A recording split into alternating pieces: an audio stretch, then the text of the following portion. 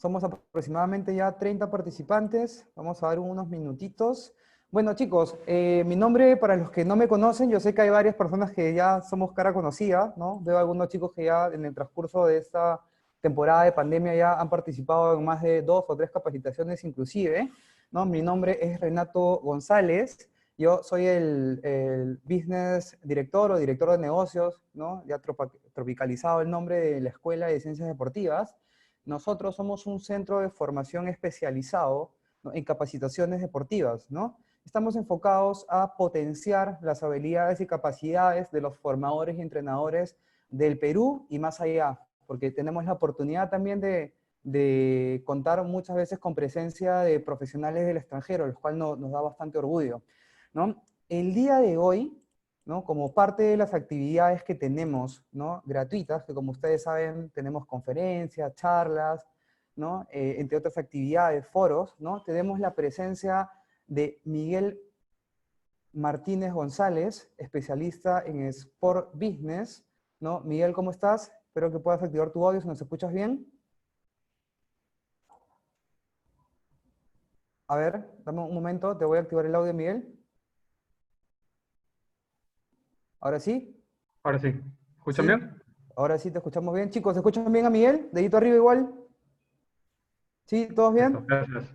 Ajá. Bueno, para comenzar con la presentación, muchachos, el día de hoy, ¿no? Miguel es una persona que yo he tenido la suerte de conocer hace poco, ¿no? Es uno de los pocos profesionales en el Perú especializados en Sport Ticketing, ¿no? Sport Ticketing es una tendencia de comercialización en empresas en todo el mundo y es una estrategia comercial que se viene aplicando con muy buenos resultados en escenarios deportivos, en la industria deportiva. Básicamente está enfocado a la comercialización de entradas, ¿no? ¿Por qué hemos elaborado el día de hoy esta charla, esta conferencia? Porque el sábado que viene vamos a tener un taller especializado sobre herramientas del Sport Ticketing aplicado al deporte. Pero ¿qué encontramos? Encontramos que hay mucho desconocimiento del concepto de lo que es el Sport Ticketing y todo lo que engloba. Entonces, hemos elaborado estratégicamente esta charla para poder despejar dudas acerca de la terminología y todos los aspectos que conlleva, ¿no?, el uso y el desarrollo de la estrategia de Sport Ticketing a nivel deportivo. Miguel Martínez González ha llevado una maestría, ¿no?, en la Universidad Europea de Real Madrid y ha tenido una amplia experiencia en eventos deportivos en Europa y en Estados Unidos.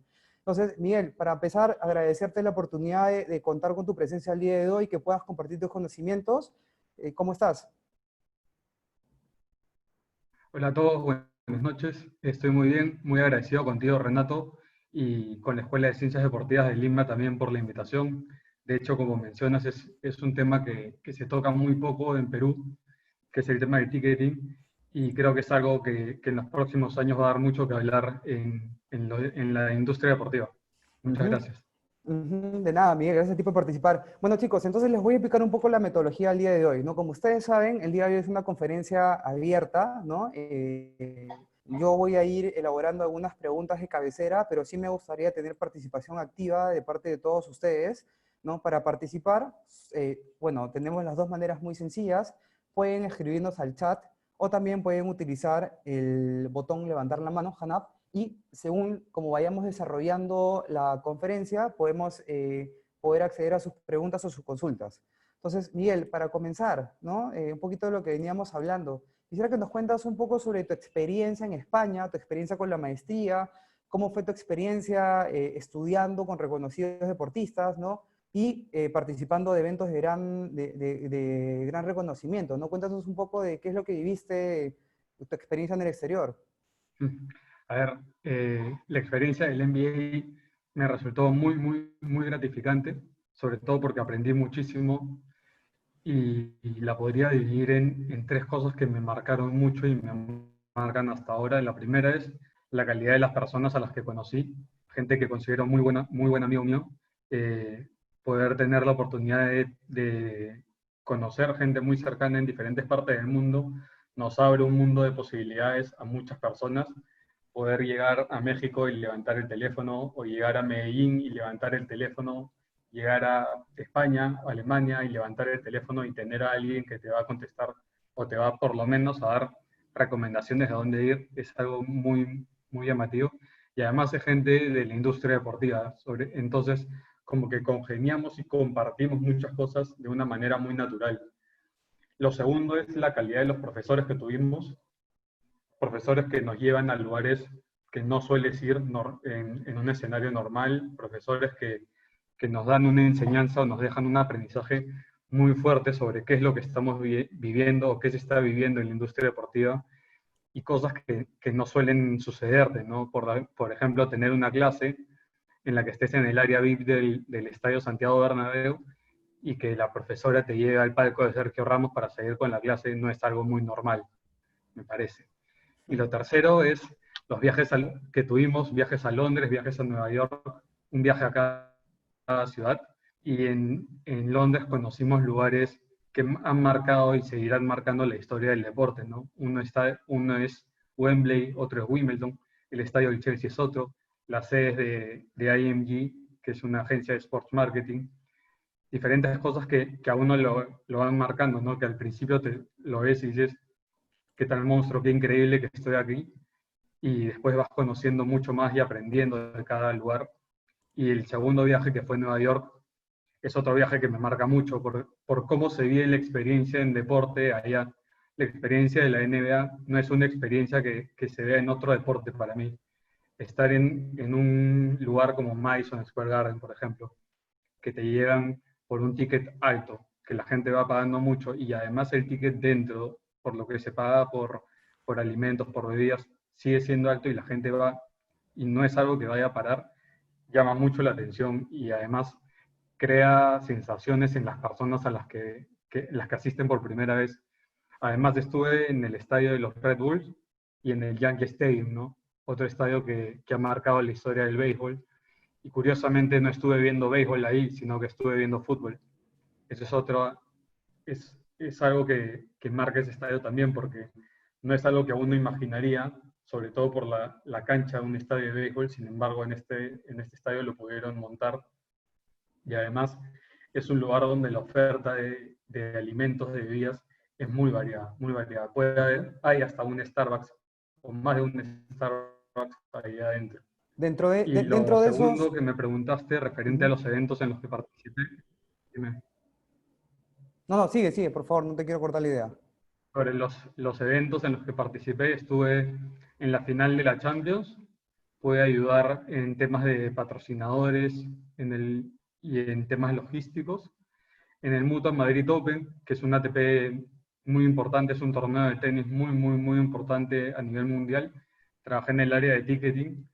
Hay cosas que me marcaron mucho de ese evento, como ver que se llena la sede o decir que no hay entradas para un día donde no habían partidos muy llamativos, ¿no? O sea, no jugaba ningún tenista muy destacado y se agotaron las entradas. Fue antes de que empiece como que la ronda oficial del torneo, por así decirlo.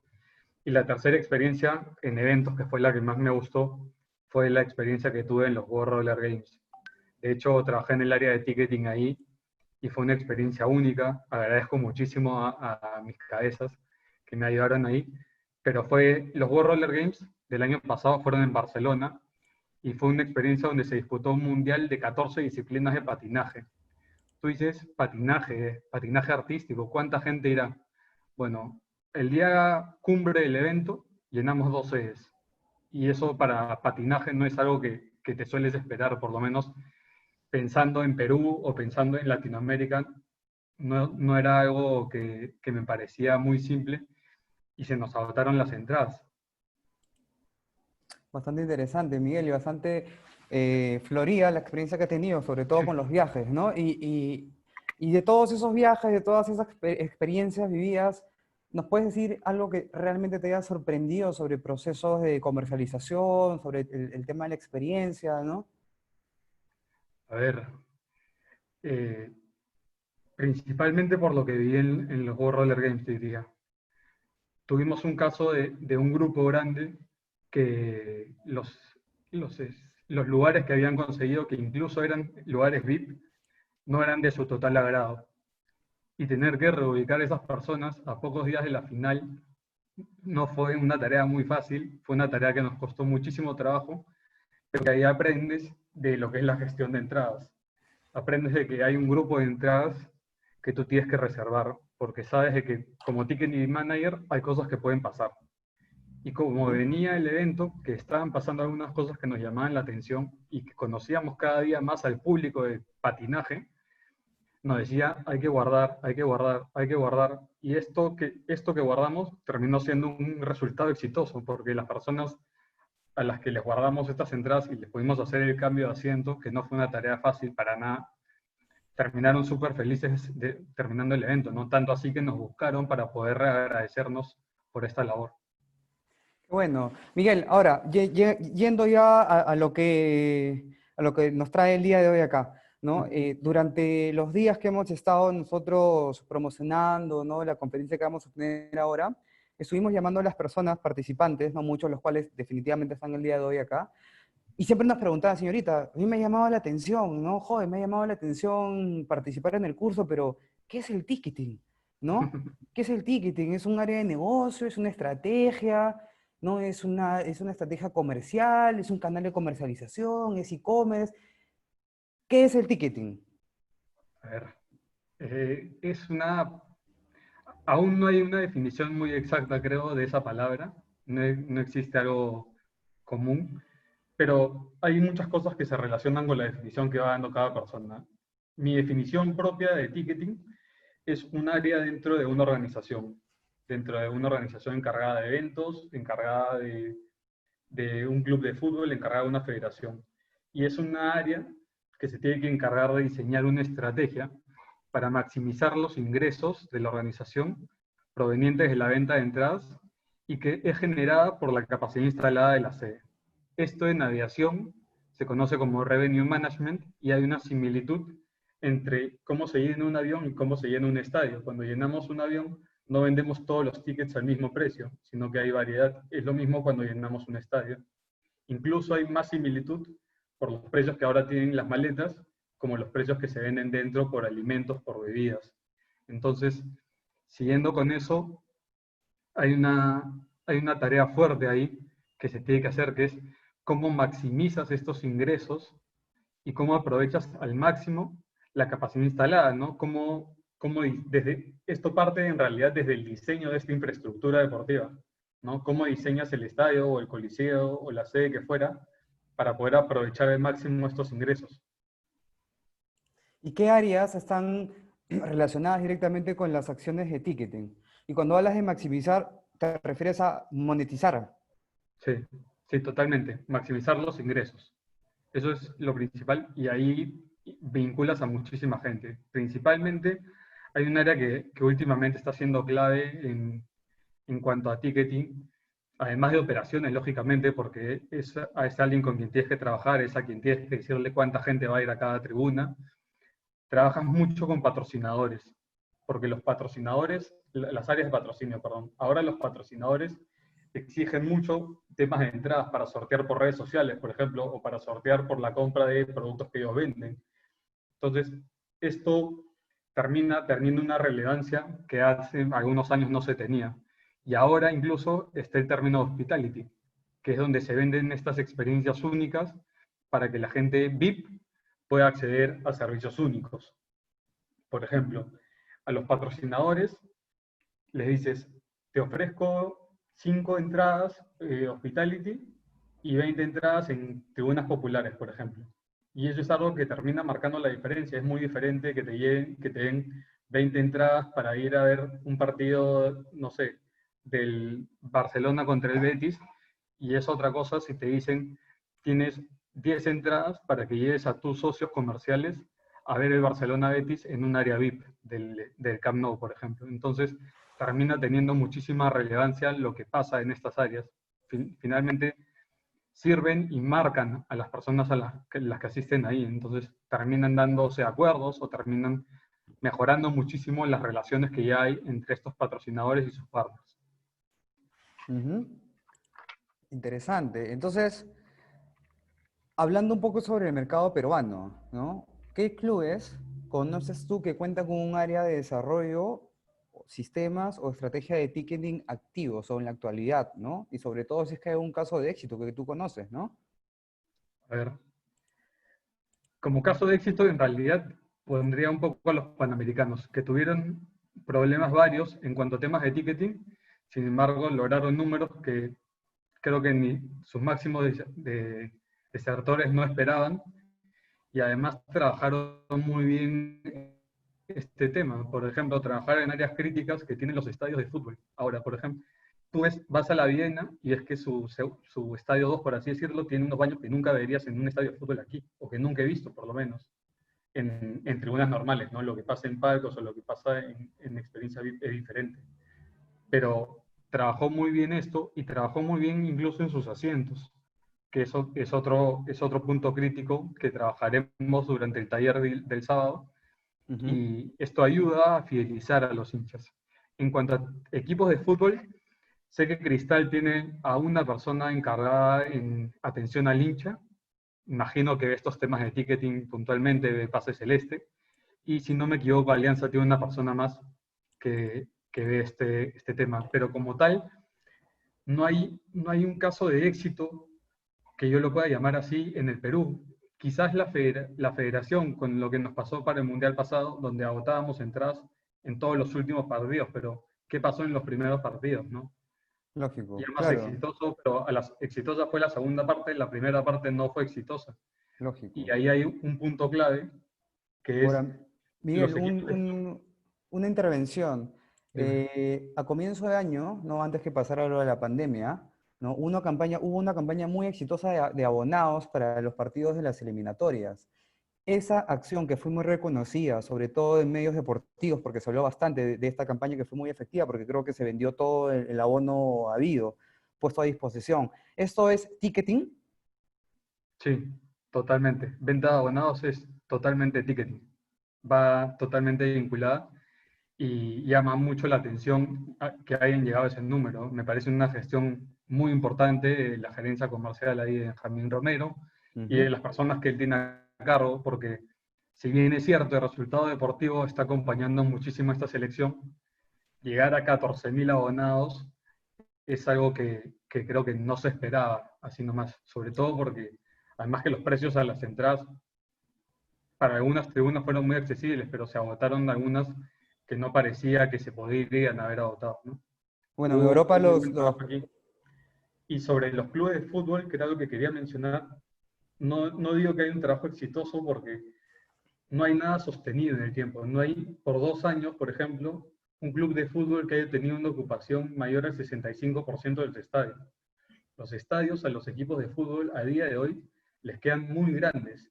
Y esto parte desde los equipos grandes, Boves, Cristal, la U, Alianza. Pasa muchísimo con esto.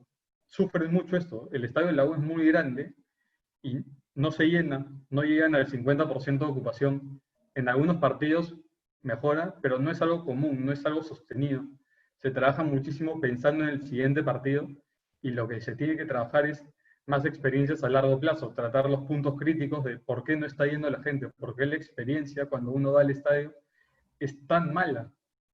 Y otra cosa que también vamos a tratar en el taller es que la competencia de estos equipos de fútbol te deja muy mal parado, los deja de verdad que terminas viendo la experiencia de cuando vas al estadio, que te revisan de todo, que no encuentras estacionamiento, que si vas en transporte público vas parado, vas apretado y además que hay un tráfico que no te imaginas, que frente al tráfico creo que los equipos de fútbol mucho no pueden hacer, pero habilitar más accesos creo que sí lo pueden trabajar y eso es algo que no pasa, o sea, hay una cola para cada tribuna a veces. Eso es algo Ujú. que cuesta muchísimo entender para gente de fuera o para gente muy especializada en sports business. Y lo otro es no llegar a estos números de aforo, por ejemplo, en otras partes del mundo. Por ejemplo, en España, al Celta de Vigo lo han multado más de una vez por no llegar al 70% del aforo en lo que se refiere a la U televisiva. Esta U televisiva viene a ser lo que se enfoca desde la cámara, principalmente, que vendría a ser en Perú, sería Oriente, Norte y Sur. Entonces, si estas tribunas no están llenas, al 70% al menos, el club recibe una multa. Y esa multa es un jalón de orejas importante porque le está diciendo, no estás trabajando nada bien tu tema de ticketing. Hay algo que estás haciendo mal porque hay otros clubes, por ejemplo, que han descendido y llegan a un récord de abonados en la temporada en segunda división. Entonces, esto te dice de que puedes trabajar en algo. Si realmente vendes experiencias buenas y realmente trabajas en los puntos críticos para el hincha, porque eso termina siendo lo clave, ¿no? Uno trabaja muchísimo en la venta del siguiente partido, quizás en redes sociales, regala algunas entradas a medios, regala algunas entradas a partners y trata de llenar su estadio de la mejor manera posible, pero trabajamos tan a corto plazo que nos olvidamos a veces de que el largo plazo termina marcándonos. La gente va al fútbol o va a veces a otros deportes también, porque yo lo digo, por ejemplo a vóley, porque es una love mark. El club de fútbol termina siendo una love mark para el hincha, y el hincha va a ir, pucha, así le digas, oye, lo más probable es que pierdas 10-0, pero terminas yendo. Entonces, eso marca de que sean tan pocos los que van, de que Para no se Miguel, trabaja en puntos críticos. y para Miguel Martínez, ¿dónde comienza el recorrido de la experiencia del usuario? ¿En qué momento? La experiencia del usuario vendría incluso desde antes de que adquiera la entrada.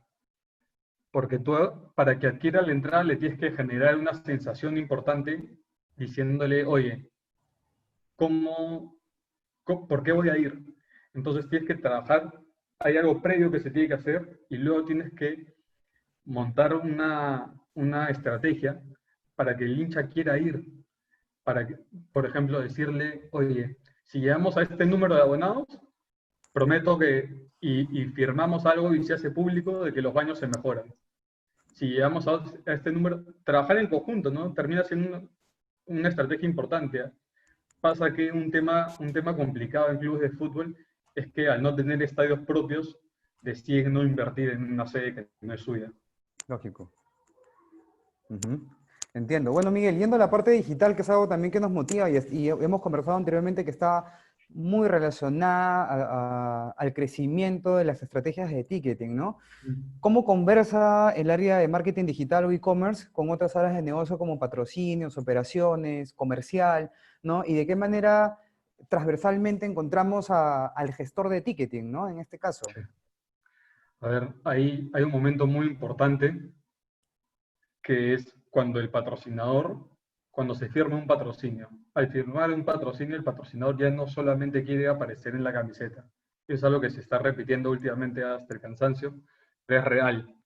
El patrocinador no solamente quiere eso, quiere interactuar con tu hincha, porque a él le interesa tu base de datos, le interesa quién es tu fan y a ese fan quiero llegar.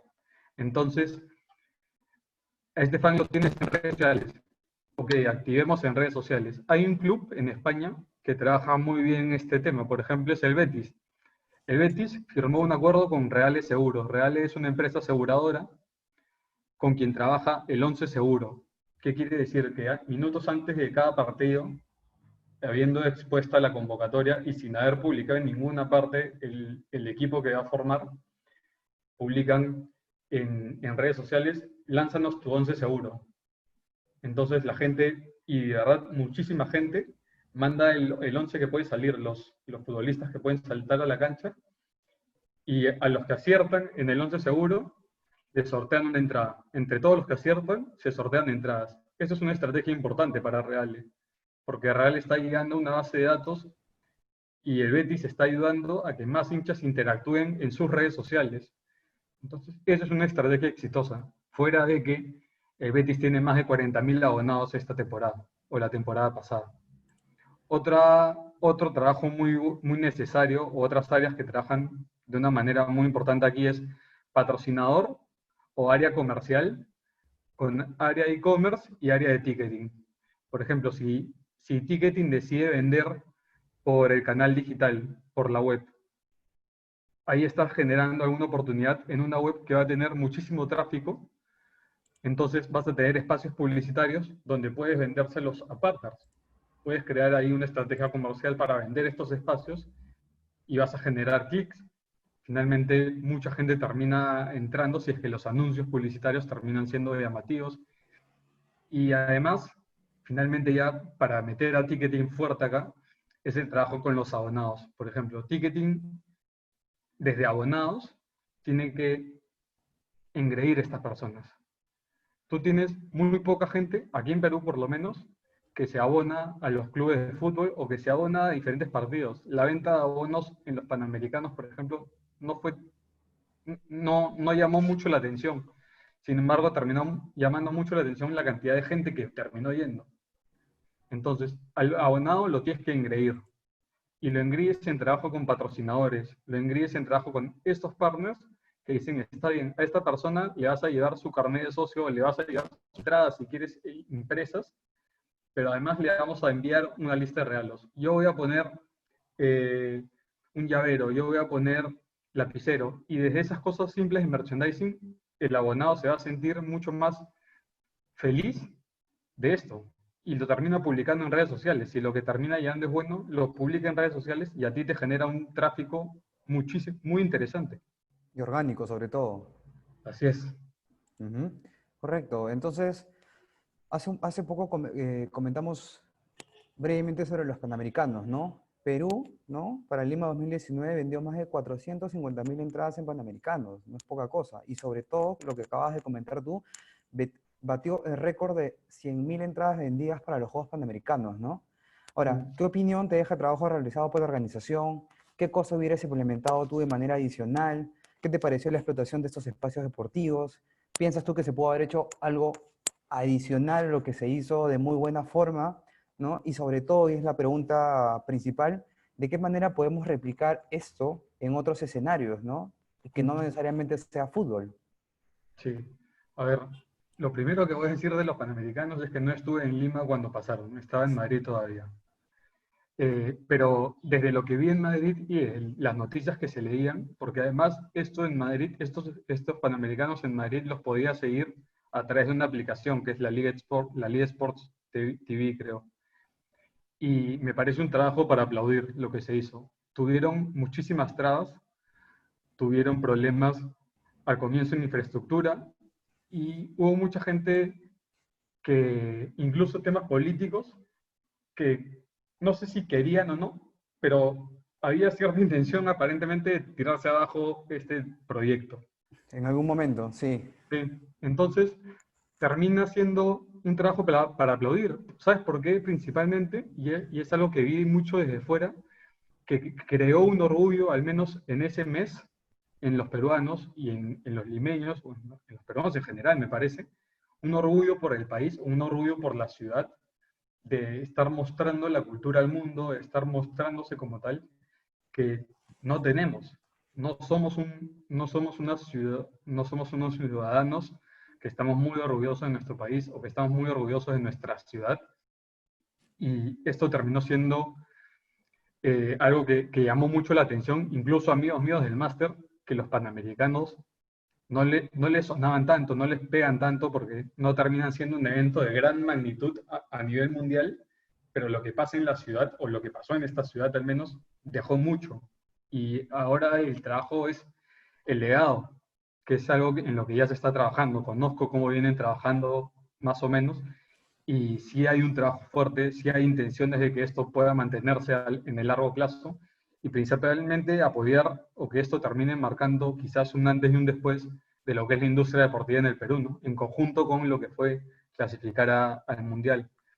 Además, eh, en lo que me preguntabas de los clubes de fútbol, si es que hay cosas que puedan imitar, sí, sí hay cosas que se pueden imitar. Hay que fortalecer esas áreas críticas de las que hablábamos hace un momento. Mencionaba de las sedes de la Viena, por ejemplo, y las sedes de la Viena, y recalco esto porque esto es algo que lo mencionamos muchísimas veces. Vas al estadio y a veces te olvidas de que tienes ganas de ir al baño para no ir a ese lugar. Y es algo que marca mucho a las mujeres. O sea, he ido con mi enamorada al estadio y no es, No es el baño no lo agradable, pisa. claro, no es El baño no agradable. lo pisa, la experiencia no es buena.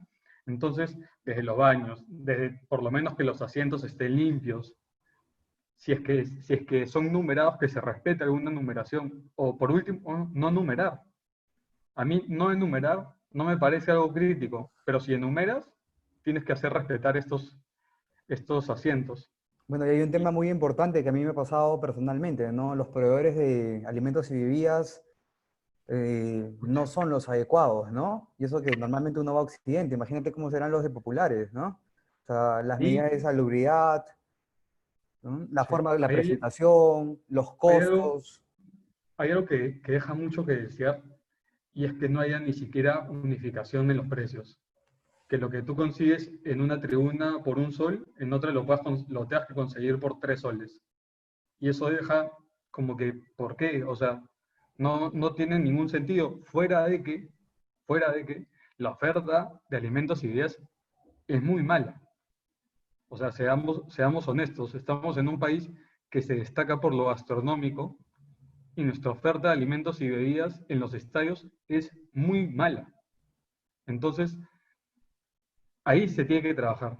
Y ahí trabaja un poco, o está trabajando el legado, por ejemplo. Yo fui justo antes de que se desate la pandemia a un sudamericano juvenil de ping-pong y habían food trucks que vendían comida que en los estadios nunca había visto, pero además era dentro de la instalación casi. Eso llama a la gente, eso te marca una experiencia diferente. Y además los deportistas consumían ahí. O sea, veía a los niños ahí que después de jugar se iban ahí a sentarse y a comer algo. Eso marca la experiencia, tanto del deportista, porque termina siendo uno de los factores, o el factor más importante, porque sin él no hay nada. Tú puedes prescindir de muchas áreas, pero si prescindes de los deportistas, te quedas sin nada. Y eso Ujú, es fuerte. ujú. Ese punto, para mí, si queremos atraer o queremos fomentar un turismo deportivo en el país, es un área neurálgica, un punto muy, muy, muy crítico de los estadios de fútbol, incluso de otras instalaciones, ¿no? El Coliseo de Dios, si quieres comprar algo, casi que vas afuera y compras por la rejita para ver qué te venden los ambulantes que están afuera. Sí, igual que el Bonilla de Miraflores, ¿no? Para el tema de goles, por Pagar ejemplo. pagar 8 soles por una gaseosa que a veces ni siquiera te llena el vaso, a veces no está helada, la experiencia no es buena desde ahí, entonces sí es necesario ese trabajo, sí es necesario mejorar esta infraestructura, intentar crearle una mejor experiencia a alguien que está contigo siempre y hacer que estas personas que están contigo siempre incluso sean más, ¿no? Si puedes sumar a abonados, es importantísimo para el club. Ahora, Miguel, hablamos mucho de hacer crecer la cuota de asistentes a los eventos deportivos a través de las acciones de ticketing, pero también incluye, ¿no? Crecer en profundidad, ¿no? Que quiere decir aumentar el ticket por persona, ¿no? Entonces, por ejemplo, básicamente existen unos 3 ejemplos de cómo podríamos aumentar el ticket promedio de una persona que asiste a un evento deportivo. A ver, lo primero es con los abonados, Mm, trabajar con los abonados, me ujú. parece que es lo más importante. Decir hospitality no tendría mucho sentido, porque los estadios aquí, en, la mayoría no ofrecen infraestructura para esto, pero es algo en lo que se puede trabajar en el largo plazo. Por ejemplo, hay estadios que tienen palcos propios. Si no me equivoco, el Estadio Alianza tiene el palco Pichincha y eso ayuda a la experiencia. Y el año pasado también desarrollaron estrategias hospitality. Para poca gente, creo que eran 10 personas que iban por algunos partidos, pero sí se trabaja en alguna experiencia única. Y la otra fuente de ingresos es trabajar mejor el tema de alimentos y bebidas, que en Europa, por ejemplo, por un sándwich podías pagar hasta 4 euros. 4 euros al tipo de cambio son más o menos 15 soles. 15 soles por un sándwich aquí no lo pagan. Es Pero no impagable, se claro. paga porque el producto, sabes que no vale ni 10. En el Yankee Stadium venden ese típico vaso y cancha que se venden en los cines, Ujú. con gaseosa abajo, con la cañita que sale acá, y adentro venden pollo y papas. Y además, este envase, por así decirlo, termina siendo un souvenir.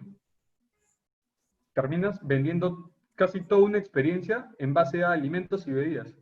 Es algo que llama mucho la atención y el ticket que se paga por eso es alto.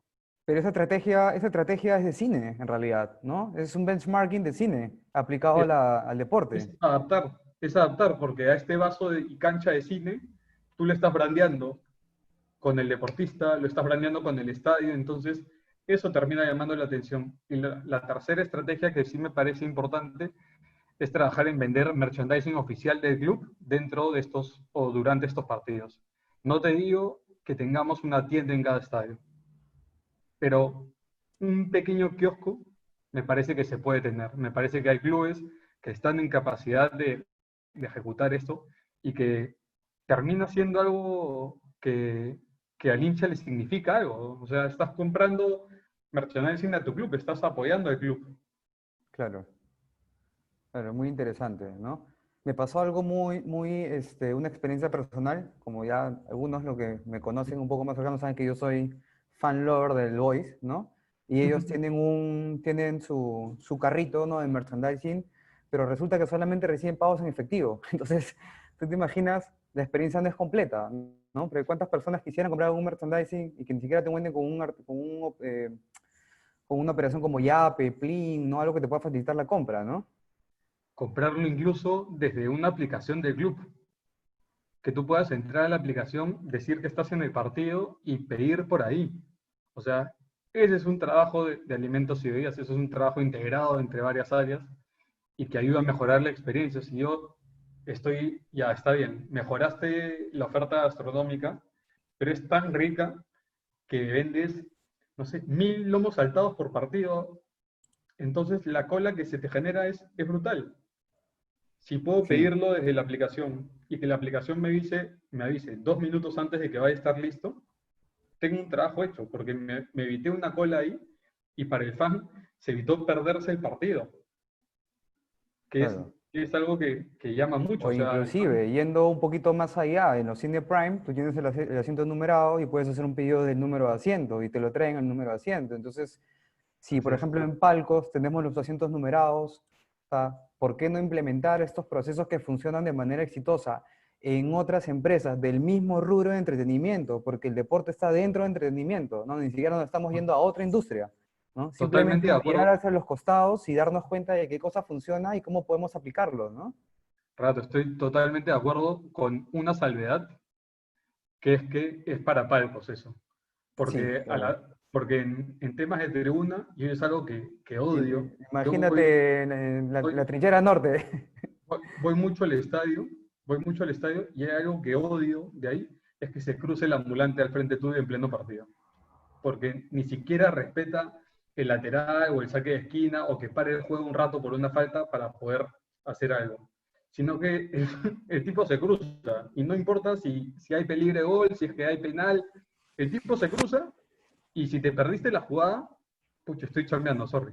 Que lo entiendo por un lado, pero es algo que nuevamente hoy, ¿no? Si quieres fomentar turismo deportivo, eso lo marca al hincha o al turista de que no va a regresar por estos motivos. Ujú. Bueno, y cuando hablamos engagement, ¿no? Que es un término que tú me has comentado que también tiene directa relación. Podemos entender engagement como el desarrollo de todo un nuevo ecosistema digital, ¿no? Entre los cuales podemos contar a la gestión de contenidos en redes sociales, acciones promocionales, la que has mencionado ahorita, merchandising, que también has mencionado, el ticketing mismo, ¿no? Pero hay un término en especial que me gustaría que por favor nos expliques, ¿ya? Porque creo que esto va a quedar el día de hoy en todos los participantes, el fan token. Explícanos, por favor, qué es el bendito fan token, que yo la verdad recién acabo de descubrir ese término, ¿no? Y cómo se aplica sobre todo. A ver, los fan tokens son tokens digitales, son activos digitales creados por la empresa Chilis, que es una empresa de blockchain, y sirve para monetizar aún más los ingresos de las instituciones, así como los ingresos de Chilis, ¿no? Estos activos se venden a través de Chilis, chilis.net, si no me equivoco, y se comercializan mucho a través de la plataforma socios.com. Verán que socios.com es partner de muchos clubes y clubes top a nivel mundial a día de hoy. Estos tokens les dan un poder importante a quien los porta, que es el poder de participar en decisiones del club. Por ejemplo, hay clubes que ya vienen utilizando esto, como por ejemplo la Juventus, el PSG, el Atlético de Madrid. El PSG, por ejemplo, lanzó una encuesta, se lanzan encuestas con 3, 4 alternativas, y dices, ¿cuál es la frase que quieres que lleve el brazalete del capitán del PSG? Y la gente elige ahí.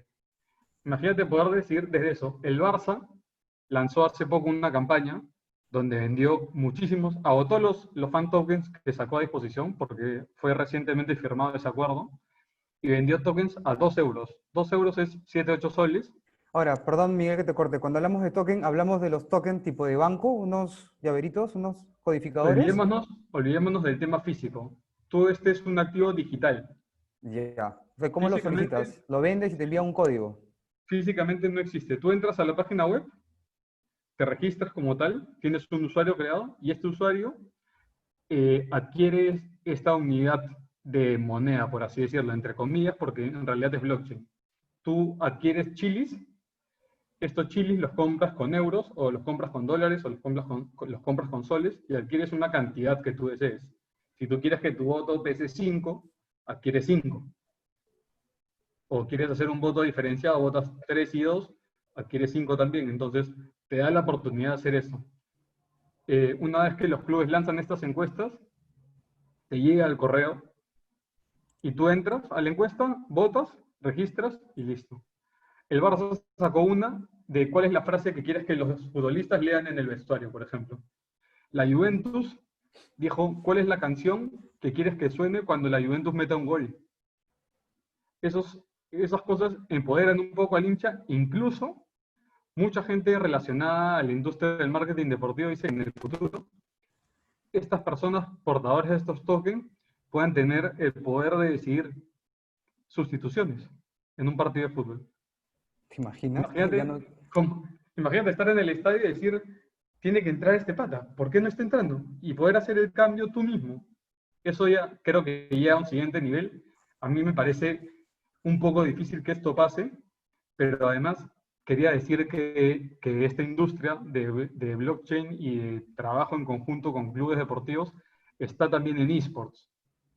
Y No, está pero, entrando perdón, en... Miguel, es muy interesante el tema que cuentas, porque es común a veces que Alianza, por ejemplo, juegue con la camiseta ¿verdad? con morada y que haya mucha gente que diga, no, no, ¿cómo Alianza va a jugar con la camiseta morada? Tiene que jugar con la verde, ¿no? Entonces, hago reflexión a ese punto que dices que bacán sería y que Alianza, por ejemplo, saque un mensaje en sus redes sociales y diga con qué camiseta quieres que juguemos de visita a tal partido, ¿no? Y que la Sí, gente tal interactúe y cual. genere ese empoderamiento, ¿no? Tal cual, o presentar 4 diseños y que la gente vote cómo quieres que sea tu camiseta morada.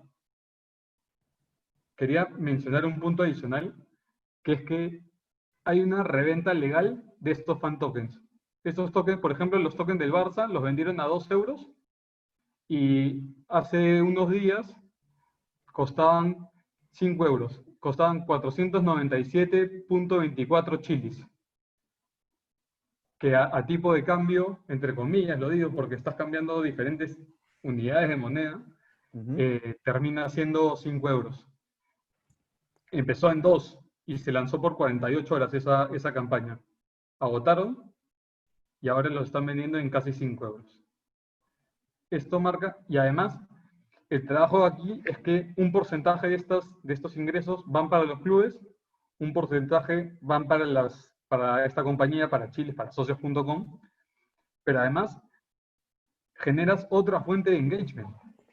Ya no solamente estás en redes sociales, ya no solamente es ticketing, ya no solamente es merchandising y ese tipo de cosas que mencionábamos hace un rato, sino que ahora también es el blockchain. Ujú, ujú. Bueno, chicos, ya estamos entrando a la recta final, somos casi 50 participantes el día de hoy, estamos cerrando con un número. Me gustaría dar un pequeño espacio para ver si es que alguna persona tiene alguna consulta, si quisiera hacer alguna pregunta sobre los puntos que hemos visto. Myler, ¿no? Myler, ¿te gustaría activar el audio? ¿Vamos a hacer una consulta por audio? Correcto, ahí va. A ver. Te escuchamos, Myler. A ver, ¿me escuchas? Hola, Sí, Myler. sí. Sí, hola, ¿qué tal? Mucho gusto. Bueno, primero dar las gracias por permitirnos esta conferencia. Es muy buena. Yo he leído bueno, estudio marketing, me gusta lo que es el tema del deporte y estoy más que todo, sí he escuchado bueno, el tema del token y todo. De acuerdo a tu experiencia, y bueno, ya que estamos viviendo actualmente el tema de pandemia, ¿tú Mm. crees que los equipos peruanos puedan implementar esas estrategias? Claro, no a un nivel tan grande como el PSG, el Barça, pero de una otra manera, mediante esa estrategia de token a la actualidad, para de una otra manera poder generar ingresos? ¿O cómo tú lo ves que tal vez se pueda adaptar a la realidad de ahora de fútbol peruano? Gracias, Myler, por la pregunta. Me parece que se veía venir. Sí, sí creo que esto se puede adaptar en Perú, totalmente. O sea, hay una masa que no es la masa del Barcelona, porque además recordemos que aquí hay un tema importante. Estos clubes son clubes internacionales. No quizás esos tokens no los venden solamente para a nivel local, sino que venden muchísimo más a nivel internacional. ¿Qué más quisiera el hincha de China, del Manchester United, participar en este tipo de decisiones? Veo que es probable, veo que es más probable que participen con la Federación de Fútbol, por ejemplo, con la selección de fútbol, incluso hasta con el equipo de Copa Davis de Perú, a que participen, a que llegue antes a los clubes de fútbol. Creo que antes de llegar a los clubes puede ser que llegue a la selección. Sí, me parece que puede llegar a la selección en un corto plazo, en un año quizás, o durante estas eliminatorias, o clasificatorias, mejor dicho. Pero sí es algo que marca. Imagínate que todos los peruanos tengan chilis y estemos ahí metidos, o todos los que seguimos deporte, llama mucho la atención. Interesante. Muchas gracias, Mayren. Miguel, acá tengo una consulta por chat. Justo Renzo Paolo nos hace referencia que no se llegó a explicar el término B2F, Ah, ¿no? sí, sí, Business to sí, Fan. sí. A ver, el término B2F es un término nuevo que viene haciendo alusión a Business to Fan, como tú lo has dicho. Es similar al B2C, que es Business to Consumer, solamente que hay una diferencia importante. Aquí estamos hablando de deporte y hablamos de alguien no más importante que el cliente, pero que funciona o que su cerebro funciona diferente que el cliente, que estás hablando de un fan. El fan no es solamente un cliente. Al fan el resultado deportivo le puede fallar, como le está fallando, y es un tipo que está. Y además involucra dos cosas que a mí me parecen fundamentales aquí. La primera es, obviamente, y eso es algo que se repite mucho también, es la pasión, que es súper común, o sea, deporte, pasión. Y lo otro es que es alguien con quien tú puedes estar 24/7, 365. Es decir, esta persona, y ya si quieres poniéndonos un poco románticos, el fan casi que le abre el corazón a la institución, al club, a la federación, a quien sea, para estar con ellos y que lo acompañen en el día a día. Yo quiero saber de mi club en qué momento, cuando me provoque. Si yo levanto mi celular, ver a mi club ahí, eso quiero. Quiero poder estar con ellos. Entonces, esto, esta posibilidad le da a las empresas y a los clubes, mejor dicho, o a las federaciones, una posibilidad de diseñar estrategias, también en ese sentido. Tú tienes que diseñar estas estrategias para agrandar tu espectro, para poder acompañar al hincha siempre. Por ejemplo, hay algo que pasa mucho en Argentina, en Uruguay, en países donde se toma mucho mate. Los clubes de fútbol están en la taza de mate o en el termo del mate. En el termo del agua donde la sirven después, ahí están los clubes de fútbol, porque está brandeado el termo o está brandeada la taza. Incluso trabajan en este merchandising. Te da la posibilidad de tener merchandising desde la almohada, desde la cartuchera del niño, hasta lo que mencionabas un momento, ¿no? Interesante. Ese es parte de la estrategia B2F, ¿no? Que es poder estar con el hincha en todo momento, o poder estar con el fan, hincha, aficionado. Ujú. Excelente. Chicos, ¿alguna consulta adicional? ¿Alguien que quiera participar, que tenga algún concepto que no le haya quedado muy claro, ¿no? Que quiera pedir de repente algún consejo en relación a una actividad comercial enfocada a deporte. Quisiera dar una cosa adicional.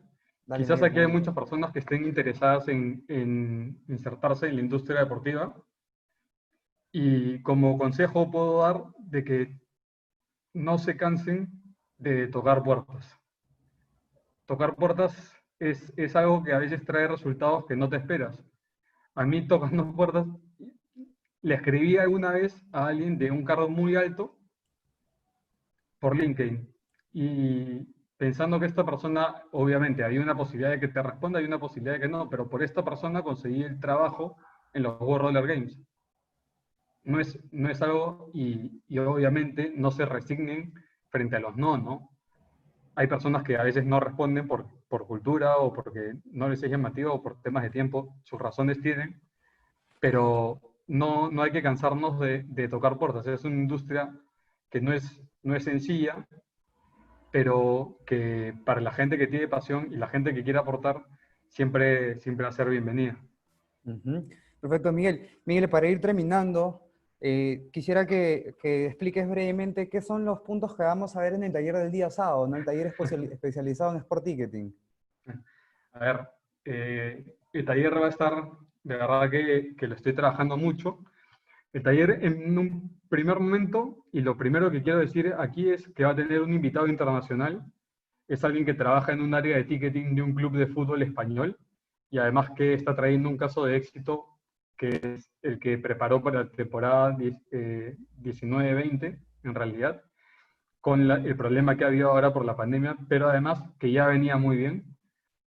Además, voy a tratar más a fondo el caso de los World Roller Games, cómo fue la estrategia que se diseñaron, los canales de venta, algo que mencioné hace un rato, que es las competencias de estas áreas de ticketing, por qué estamos quedando tan mal, cuáles son estos puntos críticos que matan la experiencia, o por qué nuestra experiencia termina siendo tan mala cada vez que vamos al estadio.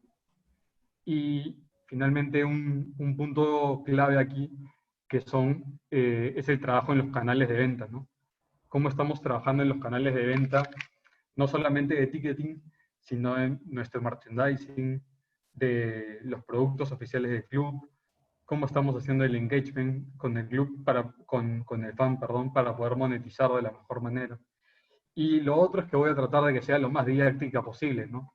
Quiero recibir preguntas y quiero trabajar mucho con las personas que asistan para poder enriquecer el nivel del taller. Ujú. Buenazo, Miguel. Miguel, ¿nos podrías compartir de repente algunos datos de dónde pueden ubicarte los chicos, de repente para alguna asesoría personalizada, alguna consulta, de repente a través de LinkedIn, un correo corporativo que tengas? Totalmente, totalmente. Me Sabes que pueden seguir, para contratos ya es a través mía, ¿no? Pero todo lo demás ya... sí, por LinkedIn principalmente. Estoy con Miguel Martínez González Quirós. Ahí me pueden encontrar sin ningún problema. He visto varias caras. También estoy en Twitter o en Instagram con @MiguelMGQ. Y si quieren mi mail, también se los puedo dar. Es Miguel, miguelmgq@gmail.com. ¿podrías por favor escribirlo en el chat? Sí, claro. Te agradecería bastante. Y mandarle un fuerte saludo a mi querido amigo Diego Navarro, ¿no? Sport Marketing de Nike, que está ahorita conectado. Y sin olvidar a Carlos Eldredge, gerente de marketing de Melgar, también, que se encuentra conectado el día de hoy. Les envío un fuerte saludo a ambos. Son personas a las cuales yo estimo mucho. Inclusive con Carlos tenemos la certificación de gestión deportiva en Arequipa, que todavía está desactivada. Vamos a esperar que pase la pandemia. Eso es algo que también espero de Carlos, que ayude a desarrollar un poco esa industria deportiva. Mando saludos a Sí. Carlos y un saludo especial a mi amigo Timoteo, Diego Navarro. Sí, grandes personas ambos. Ahí está que me escribe ahí por chat. Siento Sí. un poquito de chacota, Dieguito. Dieguito es uno de los que siempre toca puertas y siempre anda ocupado, así que ya lo voy a escribir ahora que veo que está más suelto. Es, es una persona, es una persona Capo, ¿ah? ocupada, Diego Navarro, tengo que Capo, decirlo. Diego, capo, Es capo, amigo Diego, mío del capo. colegio, pero es una persona que le está dando mucho a la industria deportiva y además tiene Bastante. muchísimo tiempo.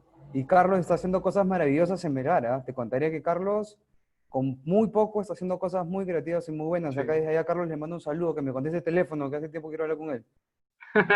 Y que me está escuchando. Sí, Carlos está haciendo buena chamba, igual que Humberto Meneses en Voice. Sí, sí. Está Humberto también conectado, me parece, ¿no? Lo vi, lo vi. Sí, sí, sí lo vi, sí lo vi. Ahí que pongan sus datos también para que la gente los busque. Eso ya son un poco Chicos, más exclusivos, ¿ah? sí, sí. Chicos, les envío un fuerte abrazo a todos. Miguel, no sé si hay algún punto que no haya faltado que quieras aprovechar en los últimos minutos. Creo que no, pero en caso que hubiera algún punto que les haya quedado pendiente a alguno de los asistentes al webinar, me puede escribir con toda confianza al mail, al Twitter, a Instagram o a donde quieran y ahí los voy a recibir y los voy a poder responder de la mejor manera. Ujú. Chicos, para finalizar, como siempre ustedes saben que nos encantaría, por favor, que los que puedan y los que quieran salir en redes, no puedan activar sus cámaras como para que Fabricio, que es el encargado de marketing, pueda tomar unas capturas de pantalla y poder compartirlas también como parte de las acciones que hacemos en la escuela. Y de paso que nos ayuden a difundir las diferentes tipos de actividades que tenemos, ¿no? A ver si por ahí se animan a activar sus cámaras. No se A preocupen que ver. el casting ya terminó y vamos a salir todos chiquititos, así que tranquilos, A qué ver, salga bueno. gente. Chicos, pierdan el miedo, por favor. Esos futuros marqueteros y gestores deportivos. Mi estimado Humberto, lo tengo que Hola, Yuka. ver en chat, lo tengo que ver porque también es otro que cada vez que lo llamo anda full, Humberto. Hay gente, Ya ¿ah? uno, sí, ya uno de estos días armaremos un debate con todas estas fieras del marketing deportivo. Cuidado que puede salir fuego ahí. Me han Sí, mandado disculpas de que hay personas que están en pijama a esta hora, por eso que no se pueden conectar, no pueden abrir su cámara, por si no acaso. se preocupen. Le mando un fuerte saludo a Mariela también que nos puso en contacto, que también está conectada el día de hoy. Ujú. Así es. Fabricio, ¿ya está? ¿Lo tenemos? Que avise pues para sonreír, ¿no? Sí, chicos, a ver, dedo Nos vemos arriba. pronto, Joaquín.